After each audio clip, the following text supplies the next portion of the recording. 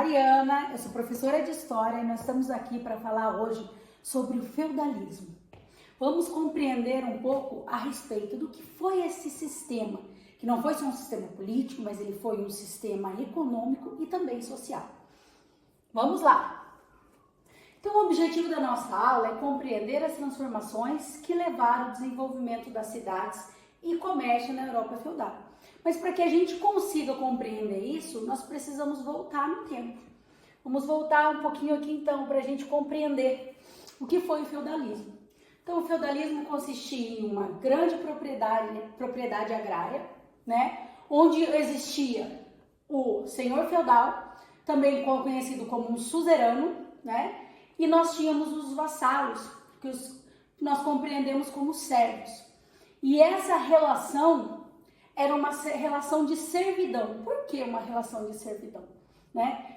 Nós precisamos entender que essas terras, elas não eram de posse desses servos, não. Mas elas eram concedidas pelo senhor da terra, que permitia que esses servos plantassem dentro da sua propriedade. Lembrando que esse senhor feudal, ele era um homem importante que tinha um título, né? E lembrando que dentro do seu feudo, ele tinha autonomia política. O que é isso? Ele tinha autonomia para gerir o seu feudo da maneira que ele achasse correto. Então, nós vemos nesse período a política descentralizada, né? O poder descentralizado. O que significava isso? Significava que era um período monárquico, mas dentro desse período monárquico, as instituições, né? 3 instituições eram muito poderosas, né? O rei, o senhor feudal, né? Que consistia em um nobre com um título, e a igreja, que era o clero, né? Então, dentro da Idade Média, a gente compreende essas 3 instituições como forças motrizes para gerir toda a sociedade. Mas dentro desse feudo, então, quem estabelecia as ordens e as regras era o senhor feudal, né? Então, era concedido essas porções de terra onde eles plantavam e depois, nas suas colheitas, eles teriam que devolver uma porção para o senhor feudal. Não só isso.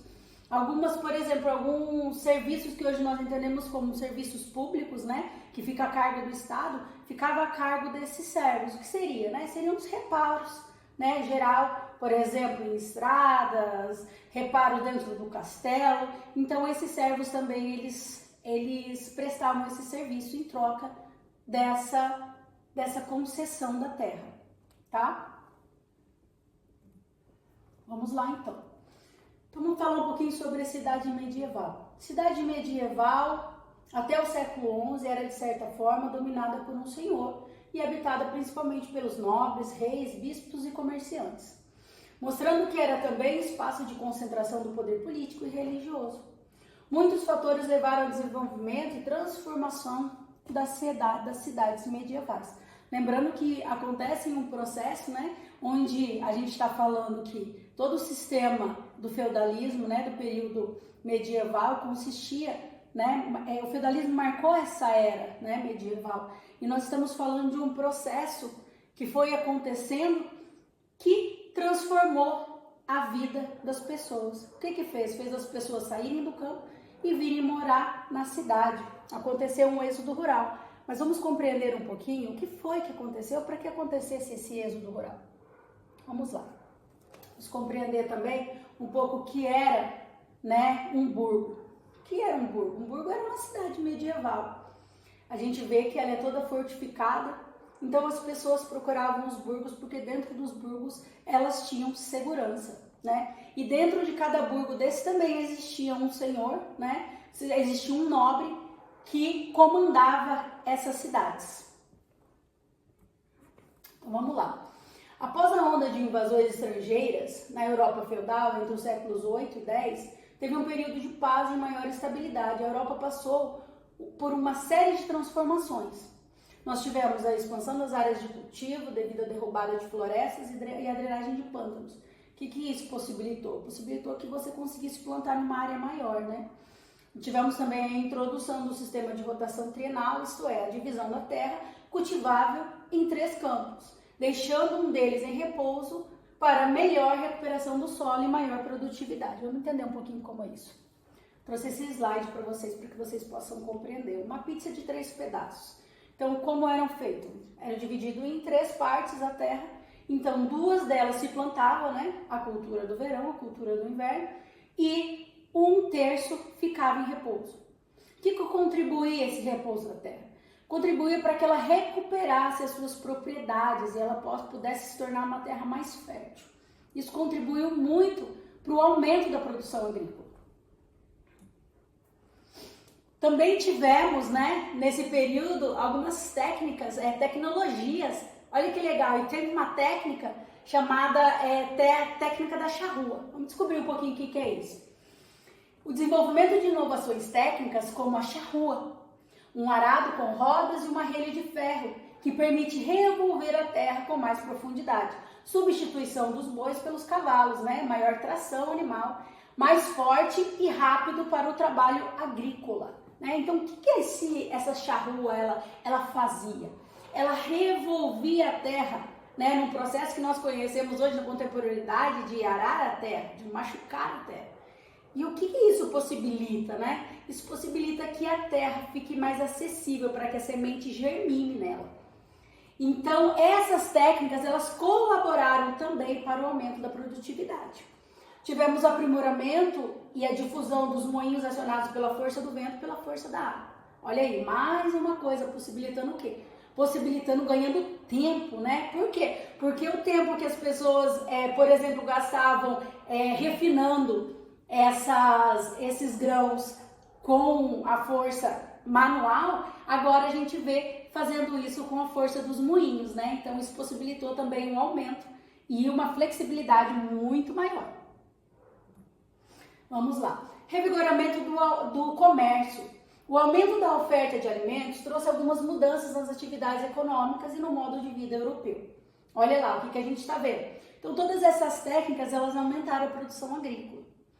E isso foi impulsionando essa migração do homem lá do campo para a cidade. Por quê? Porque a quantidade de pessoas que trabalhavam ali na terra e era necessário para uma produção X, agora não é mais necessário. Por quê? Porque a terra passou a ser mais produtiva. Porque a terra passou a ser mais fértil, né? Então essas pessoas, elas começaram, simultaneamente começou a ter esse revigoramento, né? O comércio, as cidades nascendo. Então isso foi coisas que caminharam juntas, né? Camponeses migraram do campo dedicando-se a outras atividades, como que artesãos, sapateiros, carpinteiros, ferreiros, etc.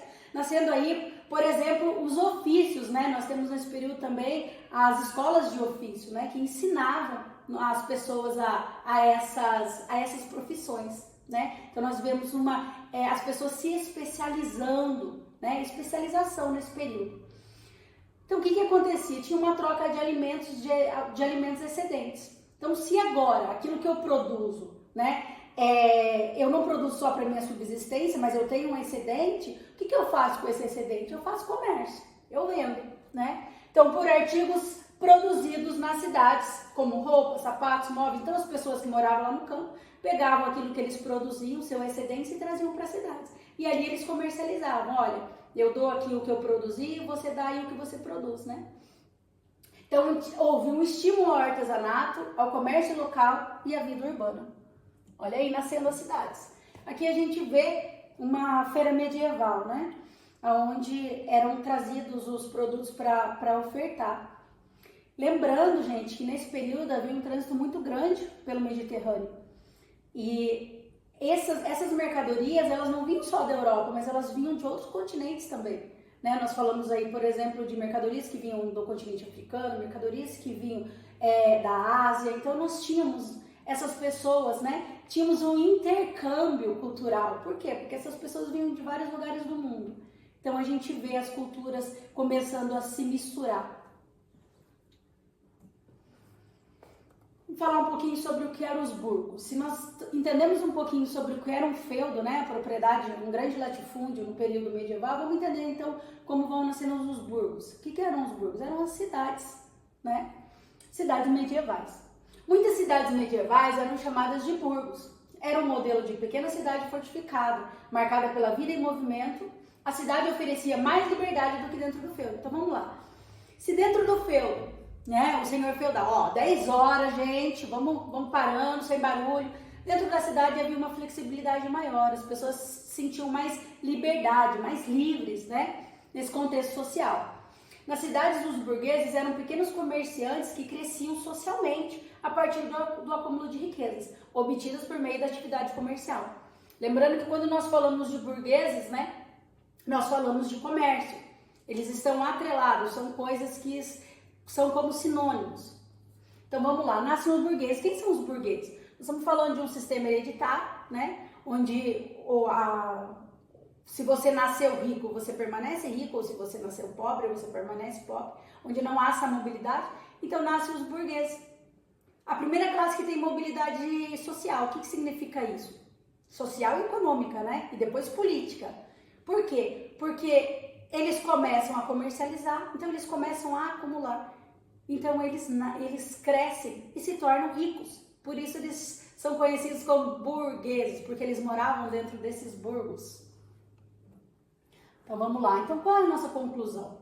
Então essas mudanças contribuíram para a transformação da sociedade, iniciando uma nova era, conhecida como a Idade Moderna. A Idade Moderna a gente já vai ver a estrutura social, política e econômica já é totalmente diferente.